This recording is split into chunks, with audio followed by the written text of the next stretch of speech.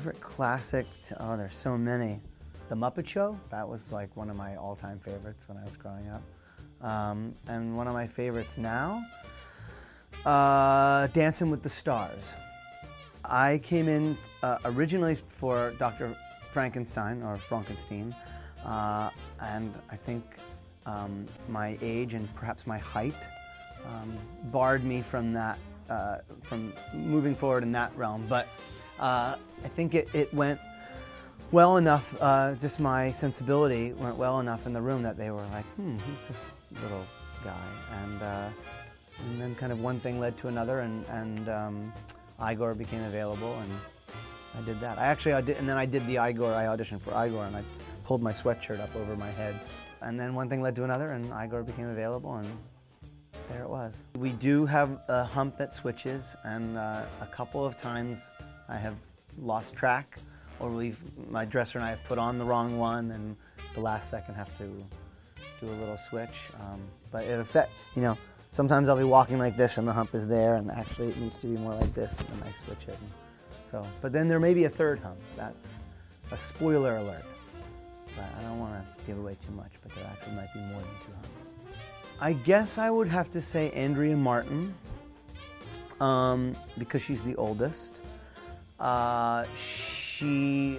Just watching her struggle through is a really, no, I tease Andrea. No, my stuff with Andrea is very physical and very, it's more of the stupid aspects of what we do on stage. And so yes, her face basically doing anything is hard to keep a straight face looking at it. And she has a giant mole that has like hair in it. I mean, Mel Brooks, that guy. It was great. He was he was even funny in the audition. He's just, he's an amazing guy, unbelievable energy, unbelievable passion for the material, and just like loves funny, and it's been really fun to work with him on, just on being finding funny stuff.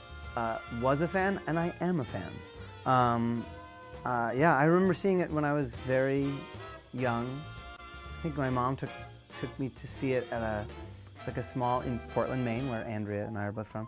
There's a small little movie theater that shows kind of classic movies. And we saw Chaplin stuff, and I remember going, and I think we saw it there, and I remember that moment where he's like, put on the wigs! And that being kind of like a very early experience of comedy. And like every actor who was in that film brought such a great sensibility to, that they're the original kind of take on it. And so, and to not kind of celebrate that in any way is foolhardy. I mean, so yes, I definitely watched Marty, but because I've been such a fan of the movie, I've kind of lived with that performance for so long and loved it for so long that it just kind of, I think, informs me naturally in a weird way.